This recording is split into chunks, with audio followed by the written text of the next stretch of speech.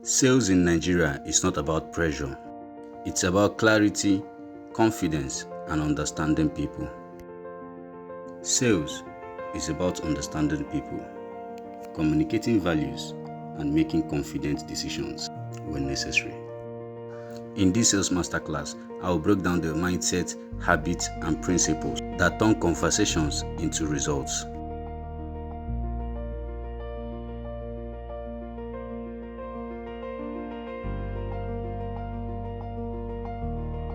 Now, if you're between the ages of 20 and 35, I'm going to teach you how to measure your financial wisdom. The moment you unlock your ability to communicate, you will unlock the potential that exists within you. Raising your prices doesn't scare serious clients, it scares you. You're undercharging, and deep down you know it. Cheap prices create cheap behaviors. You're not selling the thing, you're selling the results of what that thing does. You want to attract premium clients. Stop sounding like a freelancer. The wrong phrasing is making you sound cheap, even if your offer isn't. Wealthy clients don't like to chase, and they don't like to be chased either. So instead of you saying I'm open for clients or DM me if you're interested, elevate your language and say something like, we're only looking for 3 clients this month. So instead of saying the slots are open now, say something like, if this sounds like you, my team will reach out to you. This one hand positioning mistake is costing you credibility in every conversation. Are you a business owner or a marketer and you're looking for a place to improve your business skills or ability? Then you are on the right channel. Hi, my name is Mirabel. I'm welcoming you to Glittarz TV. Don't forget to like, share, turn on the notification bell. So whenever we post a subsequent video, you'll be able to get notified. Bye! Welcome to Sales Masterclass, brought to you by Glittarz TV, where smart minds learn how to sell anywhere and anytime. Today, we are diving into powerful lessons from real marketing professionals. So sit back, learn, and close those sales. Now, if you're between the ages of 20 and 35, I'm going to teach you how to measure your financial wisdom. So what you're going to do is that you are going to take every single thing that belongs to you, okay, your phone, your computer, your bed, everything that belongs to you that can be sold. You are going to find out how much it costs. Whatever you get in the end, okay, you are going to remove. If you are owing anybody, remove whatever you are owing someone. Whatever is left, it's your net worth. Okay, so now when you find your net worth, what you are going to do with your net worth is that you are going to multiply it times 0.06. Whatever you are going to get, this amount, now you are going to divide this amount by 12. Whatever you get, Smile, look at the screen. this amount is the amount that you are supposed to make minimum every single month. If you make less than this, it means that you are in financial crisis. What it simply means is that this amount that you get right here, that's how much you would have made if you didn't even exist at all. That means that if all your assets were invested passively in the market, you'd make a minimum of this. So with you involved, at least you have to make more than that. If you do not make more than that, that is a big problem.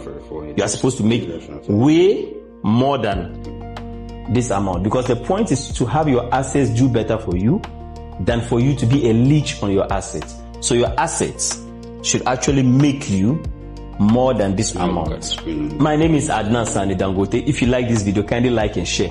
The easiest way to turn off wealthy clients is to sound like you're unsure of your value. Phrases like this: I'm looking for clients, DM me if you're interested, or the spots are open. These phrases don't build trust. They signal that you're not in demand. So if you want to attract high-level clients, you need to speak like someone who gets results. And here's an upgrade of your language. So instead of I'm looking for clients, say we're currently accepting 2 new clients this month. Serious inquiries only. And you need to mean it. Second, stop saying DM me if you're interested, but say Speak like a pro. Like what you need. The next step is simple. Reach out and let's talk. Don't say spots are open. Say we work by application only. If you're a good fit, we move fast. You will always be recruiting inside of life, okay? Because some people are like, oh, but you went in a scam. Okay, think of Uber. The owner of Uber, he's a recruiter. He doesn't drive the car. Siri, how many people drive Uber? 7.1 million drivers. He's recruited 7.1 million people to drive cars. Siri, how many McDonald's franchises are there in the world? 36,000 McDonald's franchises in the world. He's recruited 36,000 people to open up a McDonald's franchise. Jeff Bezos, owner of Amazon, he doesn't write books and sell books. It's other people to write books and sell books and he makes money. You get other people to open up and you make a commission.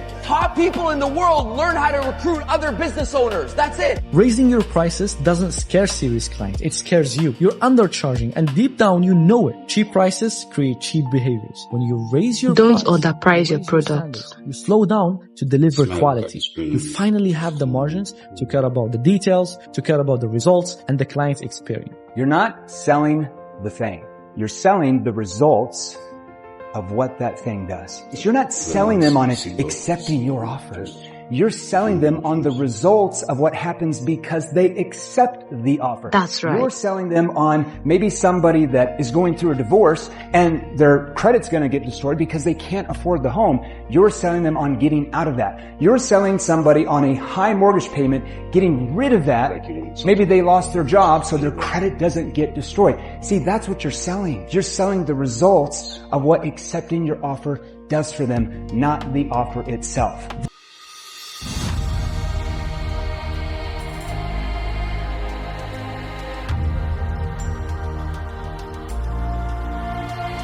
This is how you sell anything to anyone. Hit me with a product. Go. Daniel, sell me this book. No, let's not jump steps. First of all, what's your name? Jamil. Jamil, nice to meet you. From the Middle East. Even if I could help you make more money through sales, promise me one thing. Take me out and show me the best Middle Eastern restaurant and it's on you if I help you make more money. To make me more money, we'll do it. By the way, Jamil, what is it exactly you sell? Right now I sell online services. And how much are you making per deal? About $500 a deal. And how much are you making per month? $5,000. Why not 10? My show rate just sucks. If I can give you the right scripts that guarantee 100% show rate, do you feel like you can actually get one extra person a month to show up and close inside of your business? Easily. Would it make sense to invest $27 to find those scripts inside of this book to potentially make an extra $6,000 a year? You make me $6,000, I'll buy you the shred my shop. Close. Let's get into it. Boom! That's how you close. Sales machine. And he freaking treats you out for dinner. But you don't want to sound scripted, all right? So you don't want to say it when the prospect answers like, okay, cool, or right, or awesome. Let me ask you, just sounds unnatural. Make the prospect feel like they are talking to their best friend. And a best friend would probably not say at the end of saying something back to you, okay, cool, right. Let me ask you, Jane. That would sound weird. You wouldn't say that to a friend. So let me show you an example of this. Let's say if I'm selling branding for a marketing agency and I'm talking to a business about a marketing strategy. What are you hoping could happen by possibly working with this? I'm still neutral. Well, we're hoping to get better leads and a higher quality so our salespeople can actually get a hold of them and we call them. Okay. And what are you guys doing now to generate new leads and clients? Okay. And I'm bridging right into it, like quick. See the transition. Oh, we do Facebook ads and YouTube. How long have you been running ads on Facebook though? See how that's conversational? Is a verbal cue. It goes right into the question. Sounds like they're just in a regular conversation. It doesn't feel like a sales conversation. If you want to attract premium clients, stop sounding like a freelancer. The wrong phrasing is making you sound cheap, even if your offer isn't. So you don't say, let me know what you think. You say, here's the plan. If it aligns, I will send you the next step. You don't say, let me know your budget. You say, clients typically invest between X dollars to Y dollars, depending on the scope. Wants to explore what fits the best? You never say, do you still want to move forward? You say, are you ready to lock in your spot before we close the initial window? Never, ever give discounts to your clients.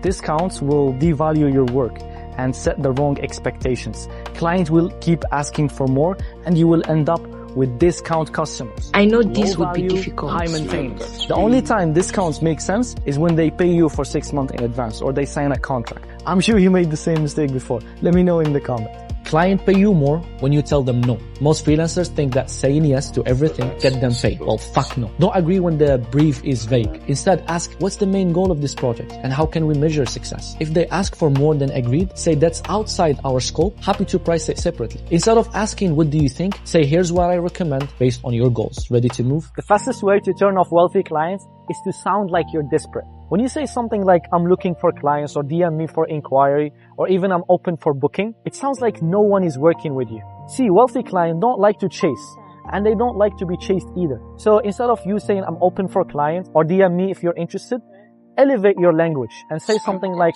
we're only looking for 3 clients this month. This shows you that you're firm and you know exactly who are the people that you're going to help. So instead of saying the slots are open now, say something like, if this sounds like you, my team will reach out to you. Most client disputes don't come from bad work. They come from unclear expectations. I thought this was included. Can we just do one more revision? Why are we behind the schedule? If this sounds familiar, your real problem isn't the client, it's your contract. Here's the clause I added, change everything. And it goes like this. Anything outside of the agreed deliverables will require a separate agreement and fee. That one line sets the boundary. It gives you control and it lets you say no without sounding difficult. Try it and thank me later. When you pause, the first thing is you give people time to process what you're saying. Notice how when I pause, it gives you a chance to process the information. Whereas what people don't realize, when you don't pause, you don't give people any time to process anything that you say.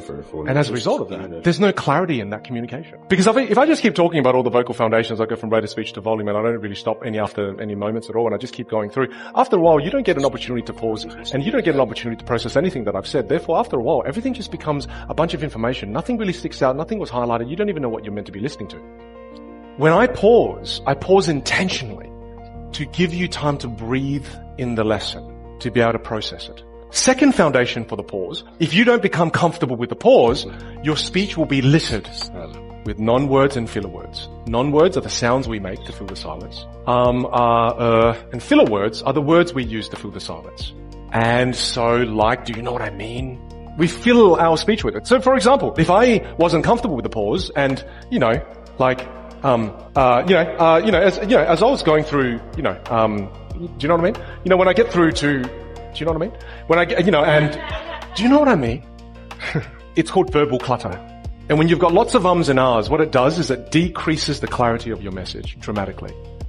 This one hand positioning mistake is costing you credibility in every conversation. I see it Maintain good hand position with always. Their hands shoved in their pockets, speakers gripping podiums, or maybe even fidgeting with their pens and crossing their arms defensively as they're talking. Here's the neuroscience that happens when you do that. When your hands are hidden or restricted, your audience's brain interprets that as either insecurity or deception. So here's what successful speakers do differently. They keep their hands visible in what I call the influence zone. Research shows that the top TED speakers use significantly more hand gestures than the less successful ones. Your hands help the audience visualize your ideas and actually stay engaged. When your gestures match your message, you create a powerful visual frame and congruency that amplifies your meaning. And that's how you lead a room without even trying. So here's a practical application. Next time you're presenting or in an important conversation, I want you to keep your hands visible and use purposeful hand gestures to emphasize the key points that you're trying to make. If you're nervous, resist the urge to hide your hands. Instead, use them to illustrate what you're saying. Your hands are one of the most powerful influence tools that you possess. When you know how to use them correctly, they can be really powerful. You are only as good as you can communicate. You see, this first circle, what does it represent? Well, this represents the value that you bring the rest of the world. Your gifts, your talents, your technical ability. I'm going to say you're a 10 out of 10. Now I'm going to draw a second circle. The second circle, represented by the red texture, what does that represent? That represents your communication ability. Let's say you're a 3 out of 10. Do you think they see someone who is a 3 out of 10 or a 10 out of 10? What do they see first? People look at you and see you through the lens of your ability to communicate. So if you are only a 3 out of 10 with your communication skills, but the value you bring is a 10 out of 10, do you think they see you as a 3 out of 10 or a 10 out of 10? The reality is you're only as good as you can communicate. The moment you unlock your ability to communicate, you will unlock the potential that exists. You must have good communication skills. Can bring you 10 more, but only if you know how to ask. You provide a good service, you are hoping clients refer you. You wait, you hint, but never ask with intention. Here's how you can turn 1 client into 10. 1, deliver fast. Impress them in week 1. Number 2, ask early. Don't wait until the end. Ask when they're the most excited. 3, make it easy. Give them a message to forward or a form to fill. 4, reward it. Add a referral bonus, free strategy call, or even an exclusive dinner. Some of my biggest clients came from referrals I asked for. No funnels, no ads, just happy clients who trusted me and shared my name. There are 5 places where money hides. Now, if you're the type of individual who's always complaining about not having enough money or the economy is bad, you might want to pay attention. You see, one of the first few places that money hides is inside people. Money hides in people. What does that mean? Every single person that you come in contact with has some type of money in their pocket. Everybody. Some may have more than others, but everyone has money. The question is, what value can you provide to people in exchange for their money? Because that is the only way you make money, by exchanging value for money. So you have to start thinking, what can you do for other people in exchange for money? That is why I said that money hides inside people. The second thing you must understand is that money hides inside skills and talents. Every single person on this planet was born with a gift. There is something you know how to do than most people, right? But you have to figure out, how can I turn this skill or this talent into something that I cannot exchange for money? All right. For example, my skill is communication. So what do? I take my knowledge on finance and merge it with communication and then use it, to project value to other people. And in return, I get compensated. So you have something that you can offer in exchange for money as well. The third thing is that money hides inside problems. See, poor people complain about problems. Successful people find solutions to solve the problem. So wherever you see people constantly talking about a whole lot of problems, know that their money is hiding in those problems. You now got to start thinking outside the box to figure out, what solution can I provide to the problem? That is how you start to create wealth, by becoming a solution provider. The fourth thing is that money hides inside products and services. Every single day that you wake up, you're using somebody's product and you're using somebody's service. And every time you use the product or service, somebody else is getting paid. So question, what product can you put out there in the marketplace? What service can you offer to people in exchange for money? See, there are books that I've written years ago. There are courses that I've put together years ago that are still making money today. Why? I simply put what I know in the form of a product and a service, and I put it out there that people can buy, and every time they buy, I make money. You can do the same thing too, but you got to figure out what value can you put together in the form of a product or service to add value to others. And the last thing is that money hides inside ideas. Everything that you see today was first an idea in somebody's mind. And I always tell people this, you are one idea away from changing your life forever. All right. The problem is, people get all these ideas, they sit on it, and they don't take action. But if you decide to start taking action on your ideas, just one, I promise you, in the next 12 to 24 months, your financial trajectory can be completely different. If this video is adding value, please don't forget to like, share, and subscribe. We are building a strong community here on YouTube for marketers and business owners.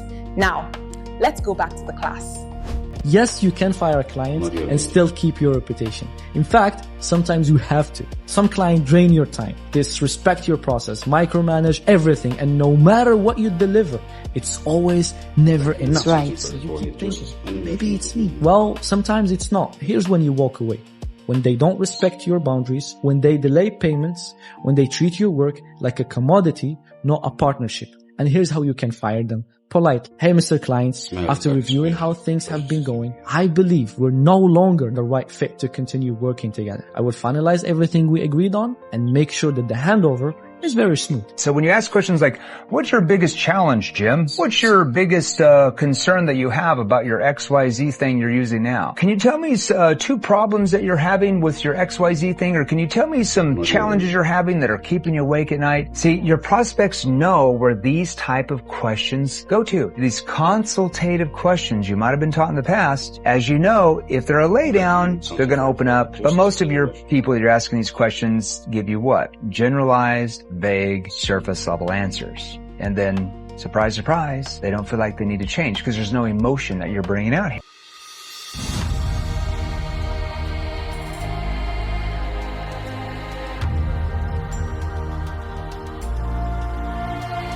You don't need to have viral content to land clients, especially the high ticket. There are a lot of people with 2,000 views. They get absolutely hammered back to back with high ticket clients. And it's about the targeting, who are the people you're targeting in your videos, but also the intention and the value behind it. If you're providing entertaining videos, you're just making people laugh like a clown. Obviously, you're gonna get and mature audience. But in the other side, if you're providing a lot of value, deep-rooted value, people will, listen to you. And eventually they will use the service. Here's how premium brands talk to their clients. They don't say, I can't start until you pay.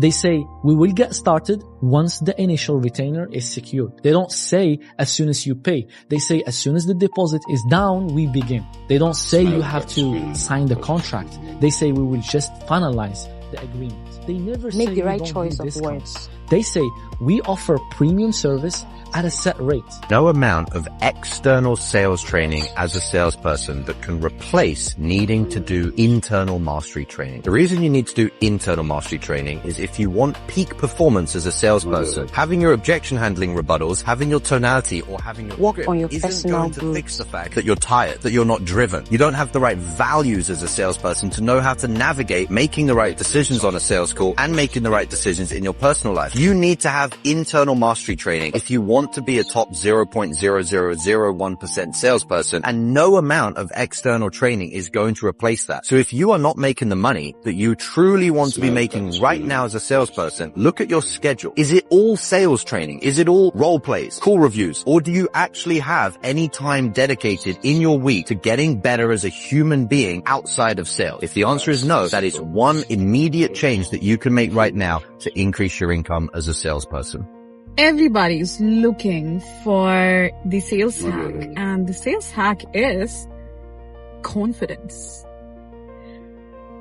I'm telling you guys, clients do not pay for experience. They pay for the confidence. They wanna see your confidence. If you already sound like you've done it thousands of times, and it is reflected in your voice, in your tone, in the way you present yourself and whatever you're selling, it in itself is a secret weapon. And I bet if you're a confident person, you're already closing a lot of deals. Quite frankly, you should quit high ticket closing if you're not going to be the best. Because it's not going to be long until an artificial intelligence comes along and rips your job out from under your feet. So you may as well quit while you're ahead and go and learn something else. Go fucking learn AI development. Unless you're actually committed that you're going to be the best, then what's the point in sticking around? I see enough high ticket closers every single day that message me and say, can I have a job? And I say, well, how much did you make, brother? And they're like, 2K, 3K, 5K a month. And then when I say, okay, great. And are you looking to develop yourself? They're like, no, I don't have any money. So unless you're all in, you may as well quit now. Most salespeople don't know how to lead because they've never led themselves. You can't lead a buyer to making a decision, making a choice, making a commitment if you can't even lead yourself over your mindset, over your fitness, over your schedule, over your training, over your relationships, over your standards. As a salesperson, yes, you need to do the training. You need to make sacrifices. You need to become a leader. If you don't become a leader, it becomes impossible at the end of a sales call to lead someone to the promised land, to lead them over the finish line. So if you want to become a better salesperson, become a better leader. Ask yourself questions. Where am I not showing up as a leader in my own life, for myself and for the people around me? Start making those changes right now and you will see that your income follows. Clean your damn bathroom. That is what my mentor said to me as a salesperson. And you might think, how is that relevant to sales? Now, the most important thing to realize is that if it doesn't sting when a mentor tells you something, when a coach, when a trainer tells you something, it's not mentorship, it's just coddling. The big difference between doing a sales course versus having a sales mentor is a sales course, you just go through the training material and there's nothing coming back towards you as far as a relationship, as far as calling you the fuck out. With a real sales mentor, they are watching you and they're judging you based on the potential that they see inside of you. And that potential being realized is always through the doorway of a stinging comment, a stinging, pointing something out to you as a salesperson that you are doing wrong. So if you are not finding yourself on a weekly basis as a salesperson feeling the sting of a real mentor, then you are flushing a lot of money down the toilet every single month in commissions. It's easier to solve a problem in reverse than it is to solve going forwards many times. The biggest problem that salespeople want to solve, whether they think about it consciously or unconsciously, is how would I get all of my prospects to always want to buy from me all of the time? Well, that would be a very difficult problem to solve in that direction. But what about if we make it easier by inverting the problem? How do I guarantee that my prospects don't want to buy from me? And how about I just don't fuck up? any of those things. That is the secret strategy that I learned from Charlie Munger, and it was very, very profitable. As I mentioned, it allowed me to earn $100,000 per month in commission. You'll never hit $100,000 a month in commissions as a salesperson saying the same thing that every other salesperson says. First and fundamental thing that you need to do different is how you speak. If how you speak on your sales calls could be compared to another person's sales calls, and you would see you're asking the same questions with the same tonality in the same order, then you are not different as a salesperson. You are definitely going to make the same income as everyone else. So the first thing that you need to change is to learn how to have a unique, authentic, one-on-one conversation as a salesperson with every single one of your prospects. How do you do that? You have to learn scriptless selling, learning to actually listen to human beings, learning to understand the mental models of human beings, and learning to create the questions based on what the prospect is saying, not based on a list of pre-planned questions. If you do that, you're going to be doing something completely different to the average salesperson, and you will have an income that is exceptional whilst every other salesperson has an income that is average. If there were no salespeople, nothing would be sold. And if nothing's sold, there's no such thing as what we call an economy. If there's no such thing as an economy, that means there's no such thing as society. You're like caveman days, okay? Salespeople should be viewed at a higher status, because without them, the world doesn't go round. Yeah, I mean, sales is everything. Yeah. Nothing starts without the sale happening. Yeah. All that energy that you spend trying to go around and have sex, I said, if you channel that back inside of your business, you would be an common amongst your generation now. Your business would go crazy. I see guys out here, they're on the chase 24/7. Say you waste so much energy trying to go have sex on your way to trying to chase somebody. Imagine you stopped focusing on like how to get and you started focusing on how to become. You build a brand, you have 6-pack abs, you got a nice car. I'm like, you want it fast and you don't want it forever. Everybody should always make it a goal. I'll never have sex for my first $100,000 month. If you're single, of course. You'd be like, how do I get there? Who do I gotta become? Your client says that I'm getting the same product at a cheaper rate in the market. Why should I choose you? Now, what do you do in these cases? You either get defensive, you get very aggressive, you start shit talking about your competitors, and either you offer a discount there and then. This way, you wouldn't be able to survive in the longer run in sales. Instead of that, what you have to do is play smart. First of all, acknowledge the fact that they are getting cheaper rate out there. So you can be like, there are like thousands of companies out there that will provide you with a rate that is going to be cheaper than what we are offering.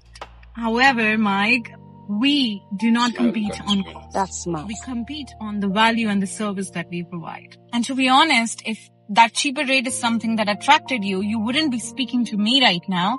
So that means you believe in us. You believe in what I have to offer you. And this is the reason why we are having this call, right? Now, other than the cost, if there's something else in your mind, please let me know and I'm more than happy to help you. Who hates a salesperson who is confident, who knows what they're talking about, who handles objections like a sass? I mean, who hates them?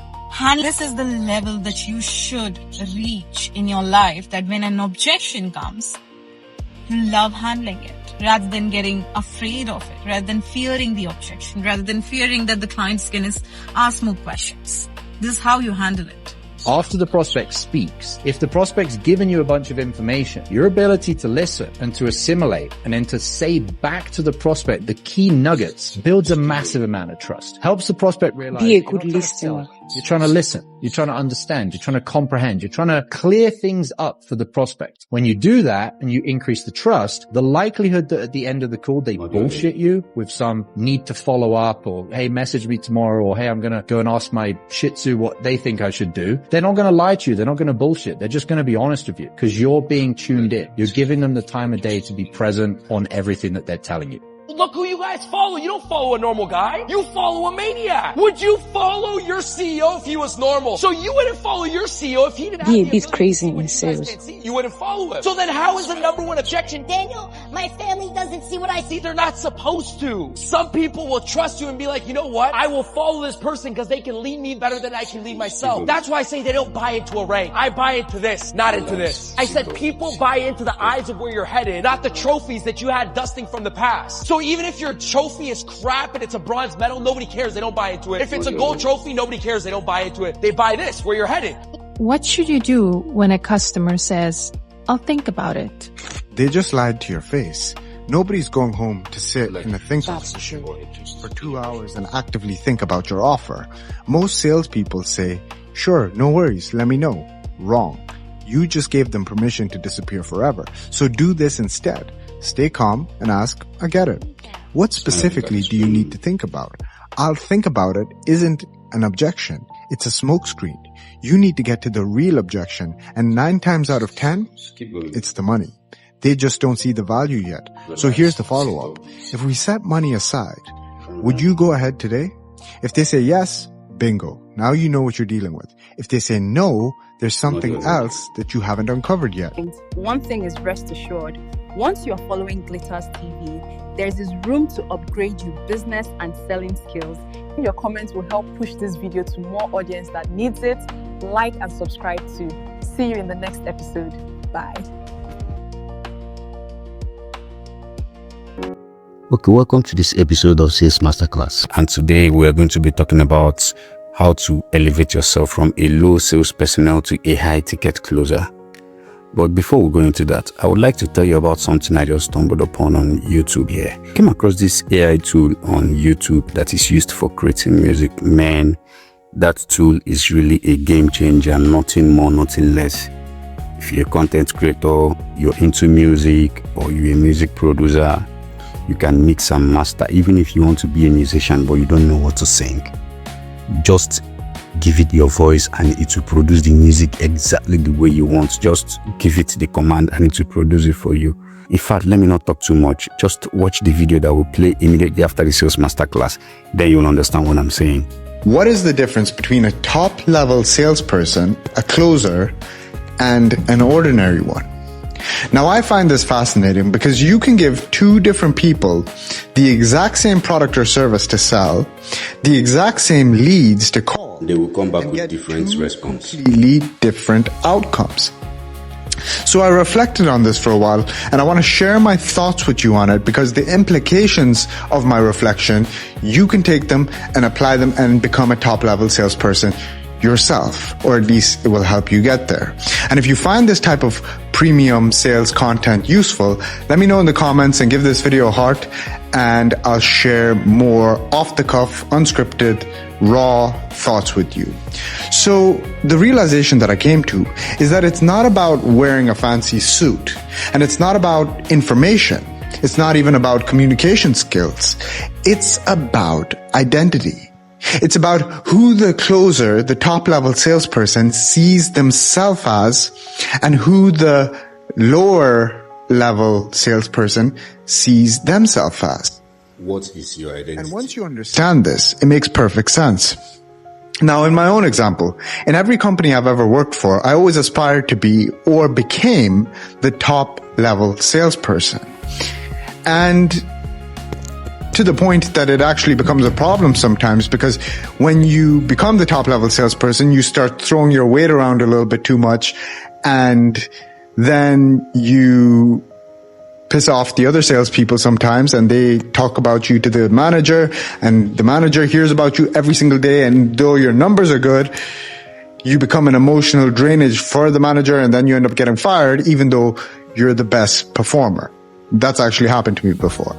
But the idea is, the way that I get there is by becoming obsessed with the scoreboard. So if we have a company scoreboard on how much everybody's selling, I would just become obsessed with that thing to the point where I dream about that thing. Like I wake up in the middle of the night, I'll check my phone and see, okay, there's a guy ahead of me. I got to get ahead of him by the end of the month. It's an obsession thing. Because when you develop that obsession, the way figures itself out. You'll find the way. But if you don't have that obsession to begin with, then forget about it. You're going to get outcompeted by people who do. So the way I viewed myself was always the top performer, and then I carry myself like the top performer. Always carry yourself. I witnessed other top performers in various roles that I worked in, and tried to understand what makes that person so good. I was even talking to a salesperson the other day by coincidence, and she was telling me how, she's closing deals without even trying. Like she'll be at home watching Netflix on her phone, and then, a deal just came in. Now think about the lower level salespeople's beliefs that sales is hard, sales is difficult, and I have to work really hard for these deals. And it's a completely different mindset. For one person, it's like effortless flow. It's like Netflix and chill, Netflix and closing deals. For the other one, it's like, I gotta hustle, I gotta work so hard and that kind of thing. And although it is true, sometimes it's actually true that you do have to work hard, but when it's your identity to be the best, it becomes a lot easier. And so, practical takeaway from this video is like this. If you're not the top level salesperson in your company, or even if you are, this is what I would advise you to do. Write out the person who you are right now, the characteristics of that person, or like a character summary of that person as if it's a movie character. Write out your character right now. What are his characteristics? What does he do habitually? How does he speak? How does he dress? How does he present himself? How does he communicate? Write all these things out, or get ChatGPT to help you. And then write out the person that you need to become if you want to be the top performer. And then writing it out helps you walk towards it. What happened to take you from this person to this person? So you're writing out the character, the identity of who you are right now. And then you're writing out the salesperson or the business owner that you want to be.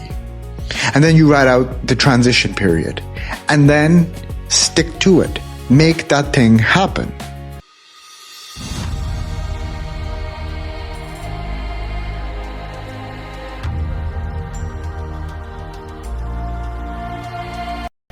Thank you for watching that episode of Sales Masterclass. If this class really helped you to elevate your mind, to know that you're meant to move from a low sales personnel to a high ticket closer, I am happy this message got to you. And I want to tell you that there is another clip, the last video uploaded on the success circuit, finding where success really starts. Just go there, watch that clip. It will also help you to also elevate and make sure you maximize your abilities and become the best out of yourself. You remember I was telling you about this AI tool I came across. Now listen, let's see how this AI tool operates. Just fix the gaze on the screen. Let us see how it works. Hold on. Getting the word out by finding free or highly discounted AI generation programs, because my goodness, we know how expensive costs can get as content creators. So if you've been using Suno to make AI songs, you might be thinking, do I really need another AI music tool? Well, let me show you why this tool might be beneficial if you are a musician or a producer. This new platform is called Music Creator AI, and on the surface, it kind of looks like Suno. You type a prompt, it turns your ideas or lyrics into full songs with vocals if you want. So stick around, because I'm going to be doing a deep dive into the software to see if this program is good for you and good for me as a music producer. So it's built not just for one-click songs, but as a toolbox for people who actually work with audio. Alongside the AI music and lyrics generator, you've got things like a vocal remover, a stem splitter. You can master your tracks. It even has MIDI and audio analysis tools all living in the same place. And everything you generate is advertised as 100% royalty-free music that you own. So you can drop it straight into your YouTube videos, your podcasts, games, or client projects without worrying about weird licensing surprises. All right, let's dive into the software and see how we like it. Okay, so here we are just on the home page. So all I'm gonna do is hit create music now. Oh, right here, you can roll the dice. It can create ideas and themes and topics for you, but we're just gonna go and press create music. It just brings you to the same place anyway. And here we are, here's the main dashboard. And on the left side, let me just go over this menu real quick. AI music generator, just like Suno, AI lyrics generator, AI vocal remover, AI stem splitter, AI singing voice generator, very cool stuff, you guys. AI song cover generator, AI music mastering, and we're going to go over these one by one very briefly. And then here's an AI MIDI editor, AI audio to MIDI, very cool, very different, that's unique. Key and BPM finder and BPM tapper. Let's go up here to AI music generator. As you can see, I have created a couple songs already, and I actually compared these songs to Suno. So my prompt was 80s pop, synthwave, jazz for this, and I did the same thing in Suno, and coincidentally, Suno and Music Creator AI came up with the same exact title to these songs. So let me just let you listen to this. I guess this will blow your mind right now.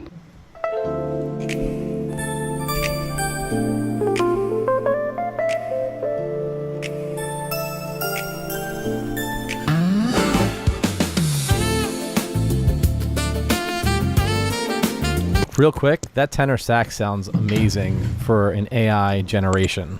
Let's keep going.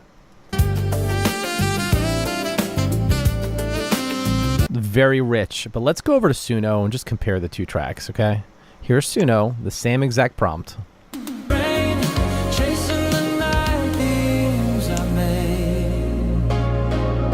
Streetlights flicker, lost in your endless shimmering maze.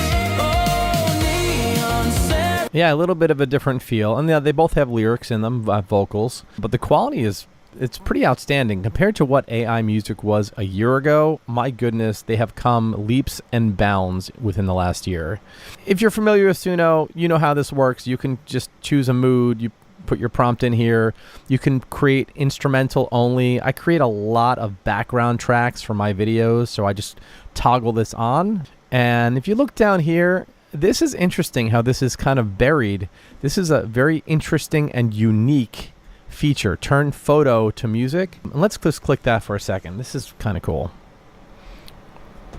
So you upload your image, and then you add information, and then it generates a song based on the photo. Why don't we try that real quick? You know what? I'm not even going to type in, so let's go ahead and generate music. Okay, so here we are. It's Springtime Connection. There's the name, and here's the music. Let's take a listen.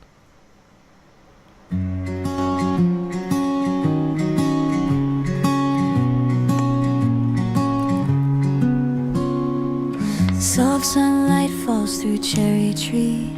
Wow. We sit together, time seems to... Yeah, so that did a pretty good job, right? Even this thumbnail looks like the picture that we uploaded, right? So nice job, nice job. Okay. Like I said before, this is kind of a neat feature that was sandwiched on the bottom. But what is this? Write an awesome rap. Let's just click that and see what happens. It's just generating more music. That's it. And then what's this? Create a happy... Yeah. So my suggestion to you, Music Creator AI, is to move this turn photo to music and pop it over here to the main menu, because that is a cool feature. All right. Anyway, let's keep going. AI lyrics generator. This is just your standard lyric generator, you guys. Nothing special about this. AI vocal remover and sweet melody. Okay, so this is an AI track I created in Suno, and I just uploaded it here. And if you look on the right side, it did split a few of the stems. And here we go, the drums, the vocal, and the bass. And yeah, so it split 4 stems for me. Okay, nice. This is not even called a stem splitter, so that was a nice surprise. So I'm going to come over here. Okay, I should be able to remove the vocal, so let's come down here to vocal. And play it. For hours, never stopped. I knew you would be. Yep. So here's the volume.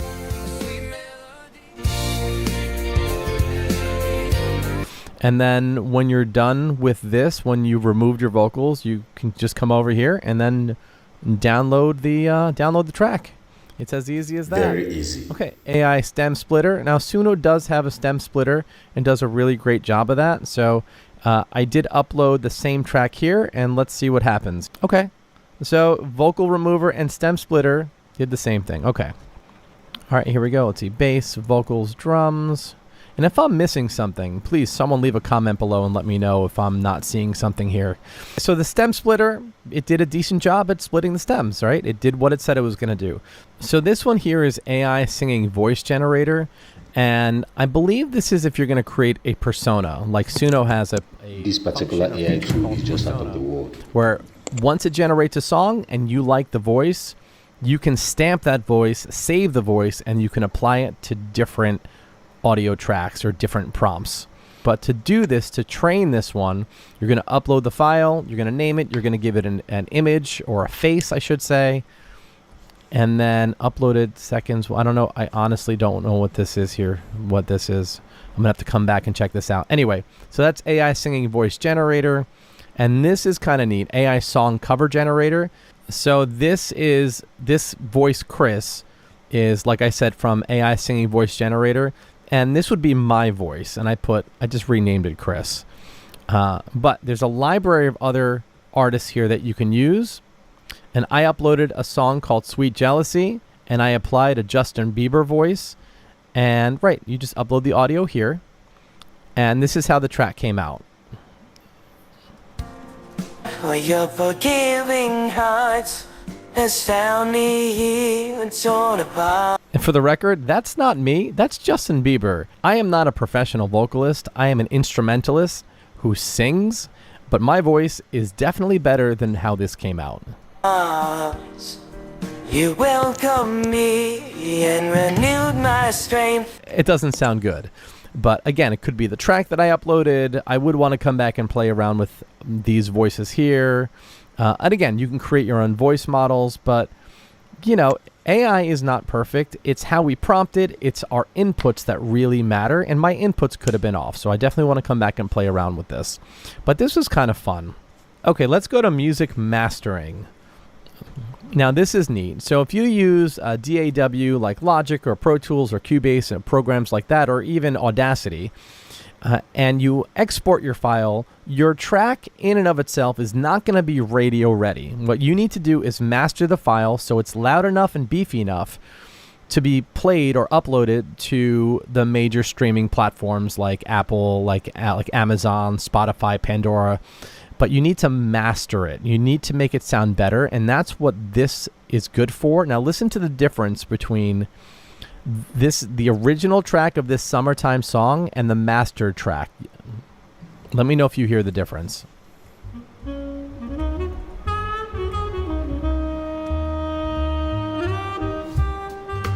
Let's go to the mastered version. Let's back it up to the same spot.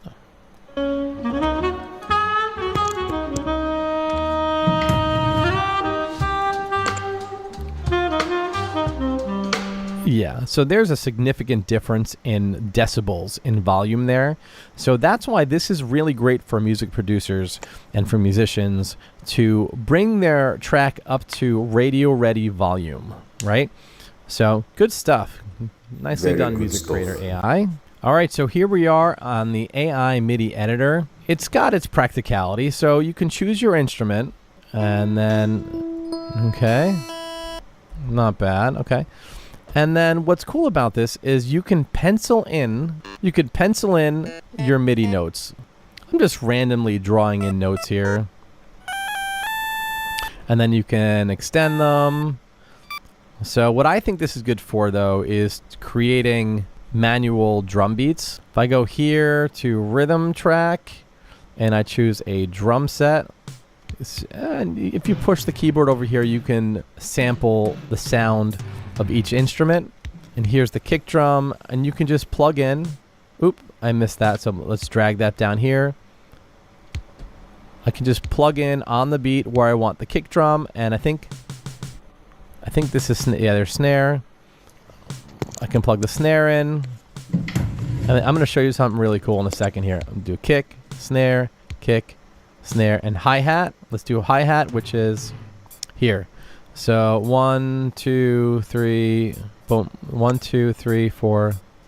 So I'm staying just within a measure here, but I'm going to go over here and click the select tool, and I'm only going to spend another minute on here. I'm going to drag all these back to measure 1. There we go, measure 1. And what's cool is you can do something called quantize. Now, if you're a musician, producer, you understand what quantize is. It resets all the beats right onto the digital beat. So if I drew the line or drew the beat off, if I like drew it, oh, it's actually quantizing it for me. So it's putting it right on the line. But if I didn't draw it on the line, quantize would fix that problem. Okay, and I would do that by selecting everything, going to edit, coming down here and pressing quantize. So, and once you're happy with your MIDI file, you can come up here and you can export it as an MP3 or WAV file, or you could download the MIDI file to use in your favorite digital audio workstation, your favorite DAW. So you could also plug in a MIDI instrument I have an Akai MPK Mini in front of me, and it is connected so I can play the beats. And you can record right here. You press record, and yeah, you're going to need a metronome, right? So the program is a little quirky. It takes a little bit to figure it out. But you would, let's say, I'm going to set it here. I'm going to press record. When you master this, I know the output is going to be so that should have recorded it. And there it is. So I recorded it and I played it off beat. So I'm going to do a quick quantize. I'm selecting all, going to edit, quantizing, and there you go. It quantizes it right on the beat. So anyway, a lot of cool functionality in here. So nice music creator AI. I feel like you could do a lot more with this, maybe make it a little bit easier to navigate.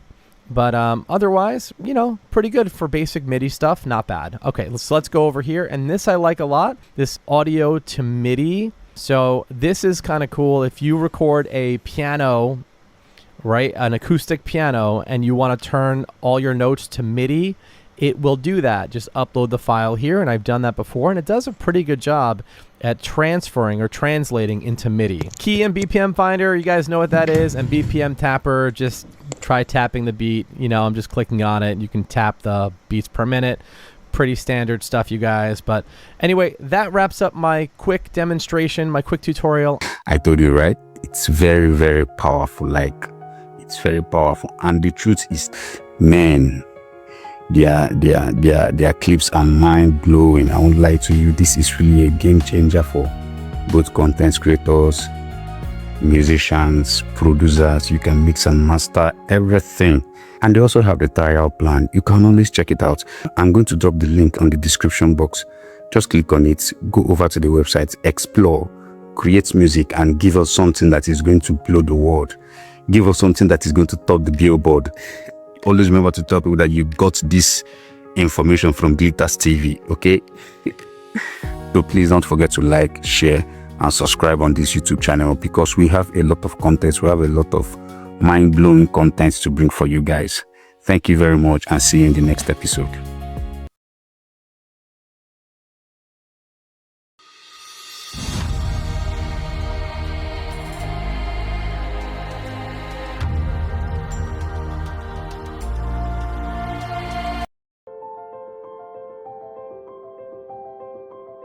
Are you a business owner or a marketer and you're looking for a place to improve your business skills or ability? Then you are on the right channel. Hi, my name is Mirabel. I'm welcoming you to Glittarz TV. Don't forget to like, share, turn on the notification bell. So whenever we post a subsequent video, you'll be able to get notified. Bye.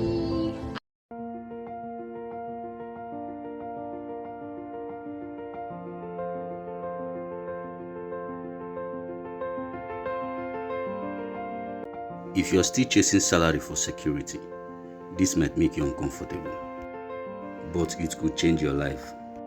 I can sit down and debate to people for 24 hours why sales is the best profession in the world. Oh, sales is a risky job. You're stupid. Sales is only risky if you don't know how to talk to people. There's 8 billion people. Sales is the least riskiest job, because if you master the art of communication, you're never left without money because people have money. Oh, but it's a commission. The doctor's on a commission. If the doctor doesn't go operate, the doctor don't get paid. If the teacher don't teach, the teacher doesn't get paid. If Giorgio doesn't sell, Giorgio doesn't get paid. One is a salary, which is the riskiest. The other one is a commission. What's the difference? One says you're not allowed to work more than 50, 60 hours a week. The other one says, I'll give you freedom to work your ass off whenever you want. Imagine how well this system has scammed us. 8 billion people in the world, not one course on how to talk to another individual.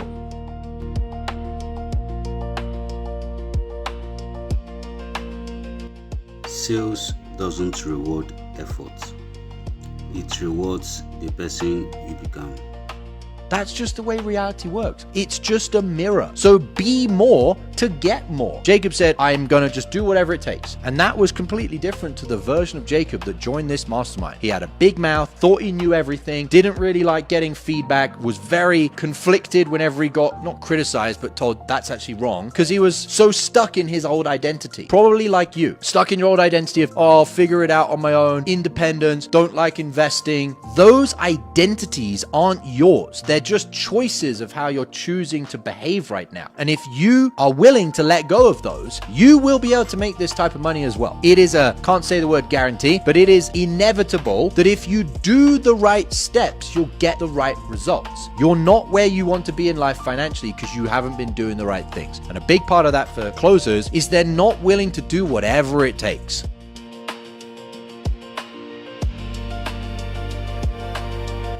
The moment you understand people, selling stops feeling hard.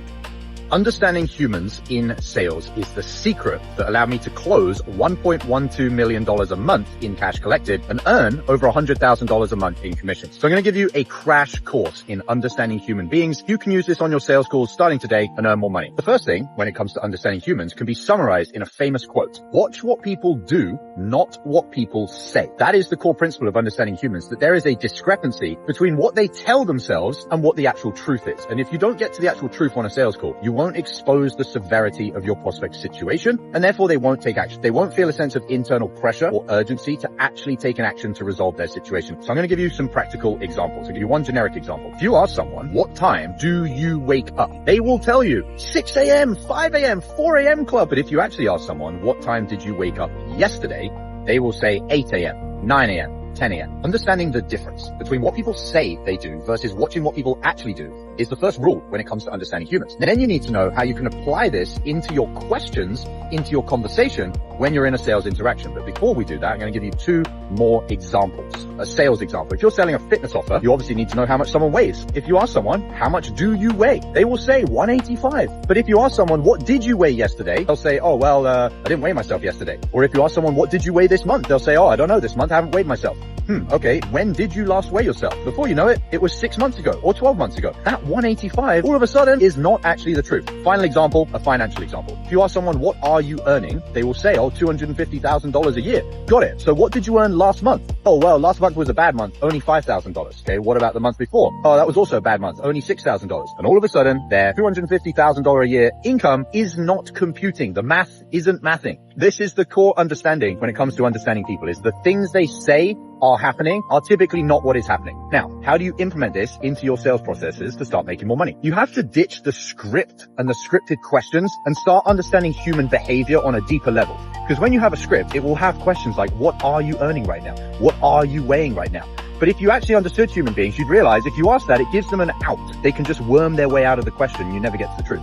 When you understand human beings, it allows you to construct your questions from first principles, the science of the foundations. The foundations of understanding human beings is to realize if you ask people scripted questions, they will not give you the truth. And it's not that they're lying to you, it's that they're also lying to themselves. And that doesn't make them a bad person. Don't judge them. That will absolutely kill a deal. You just need to understand how human beings really operate. And then you can construct your questions in a more authentic way, making some of these changes. Don't ask, what are you earning? Ask, what did you earn? Specific time frame, last month. Don't ask, what are you weighing right now? Ask, specific time frame. What did you weigh yesterday? What did you weigh this month? And you will find very quickly you expose the truth. When you get to the truth and you have a real authentic sales call, you can close more prospects and earn more money.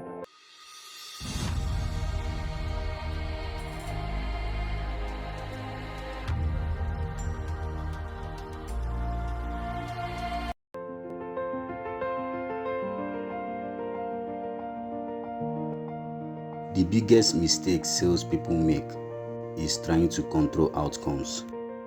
Your prospect isn't a fucking puppet. Stop trying to control their decisions. If you ask what's called leading questions, which is where you say, do you want the red one or do you want the blue one? The prospect feels like you're literally trying to control their decisions. Let me ask you, how would that make you feel? Would you want to buy from someone that's doing that? Of course not. So if you're losing sales, when you're reviewing your calls, listen and look at how many times you're trying to control the prospect's decisions. Remove those leading questions from your sales calls on your next sales calls, and you will make more sales.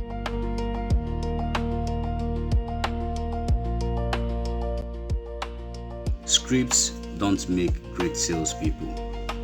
Understanding does.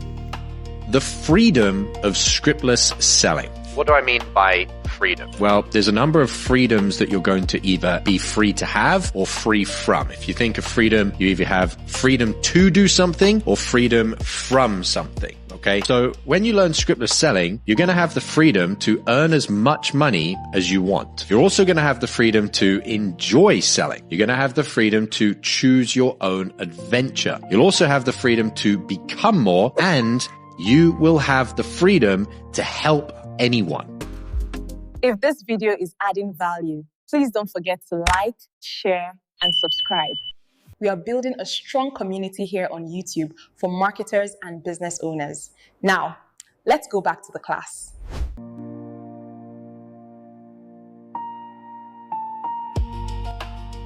Confidence in sales is not about volume, it's about certainty.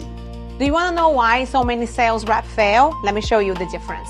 I don't know how this is going to work out, but I will try doing whatever it is that I can do on my end. Hear all those ums? That makes you sound insecure, but it's simple to fix. Just replace with a pause. It will feel awkward at first, but it will soon be your new normal. Yeah, our product is helpful. Yes, absolutely. Yeah, super simple to start. For sure, whatever you need. Okay, hear the difference? Confidence isn't about talking more. It's about using the right words and rhythm when speaking.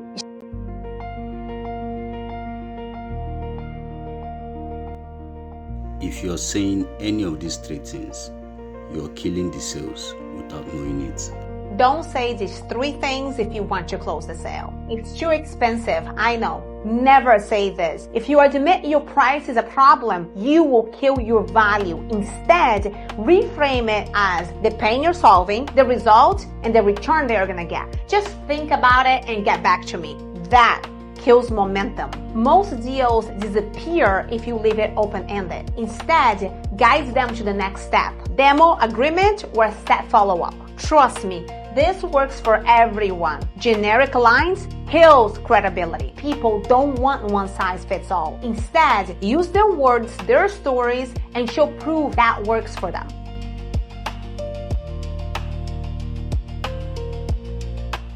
Not all sales advice is equal, and some of it is quietly ruining your results.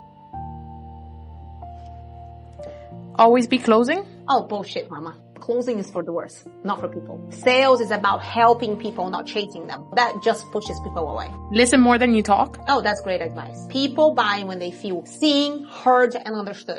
Discount your way to a yes? Oh, that's horrible advice. That just trains people to expect cheap and you lose value. Ask open-ended questions? Oh, great advice. That gets your prospects to open up and tell you why they really need what you have to offer. Scripts are all you need. That's good and bad advice. You do need to know the structure of your meeting, but if you sound like a robot, you will produce like one. Make sure that you have a good outline of what's going to happen in the meeting. You really don't need a script. Follow up consistently? That's good advice. Most deals happen after a few touches, but make sure to do it respectfully. The product sells itself? Another bullshit. If that was true, they wouldn't need salespeople.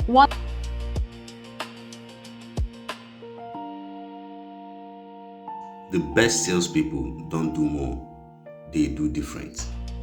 How can I be the best salesperson? You have to sell the transformation, not the product. What does that even mean? Let's say you sell insurance. Most reps will say, well, this specific policy is going to cover if you die, it's going to cover your funeral and your hospital bills. But those are just features. What's the best way? Instead, you paint the picture and you make them say out loud why they need that life insurance. So for example, this plan is going to allow you to sleep at night every single day because you know your family's safe from ever losing their home. Why does that work? Because people don't buy coverage, they buy peace of mind. You sell the feelings, the emotions, not the policy. What is that called? Emotional reframing. When you sell the emotion, the sale feels natural. Wow, how did you learn this? Oh, I follow Vivian Vile. She's a sales queen and high-ticket sales mentor for entrepreneurs.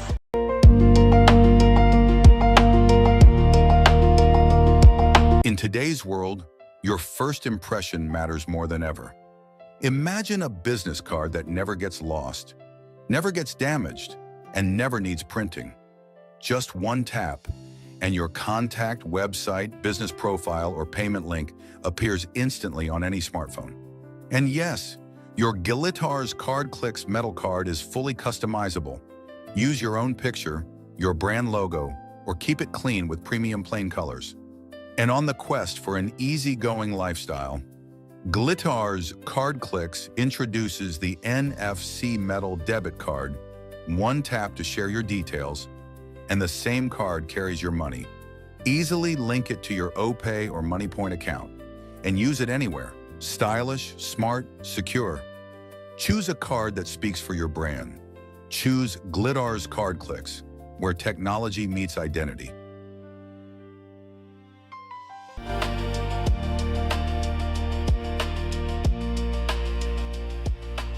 Every level of income has a price, and training is often it.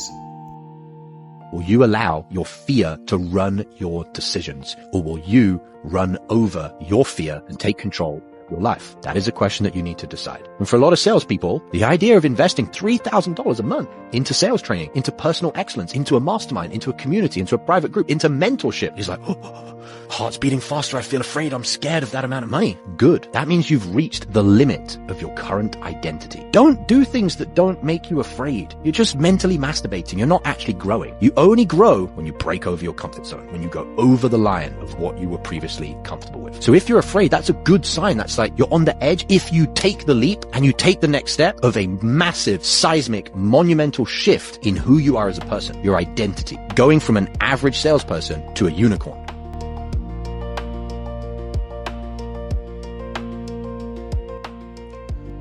Nothing changes until a decision is made, and today matters more than you think.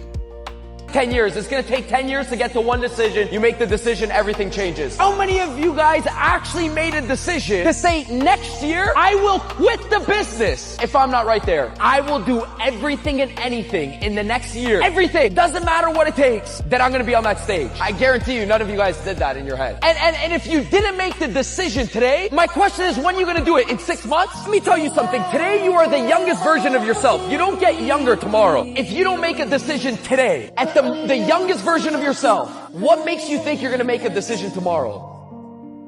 If you watch this far, then you already understand one thing. Sales is a skill, and skills can be mastered. Rewatch these lessons, apply them, and most importantly, make the decision to grow. I will see you in the next section. One thing is rest assured, once you are following Glittarz TV, there's this room to upgrade your business and selling skills. Your comments will help push this video to more audience that needs it. Like and subscribe too. See you in the next episode. Bye.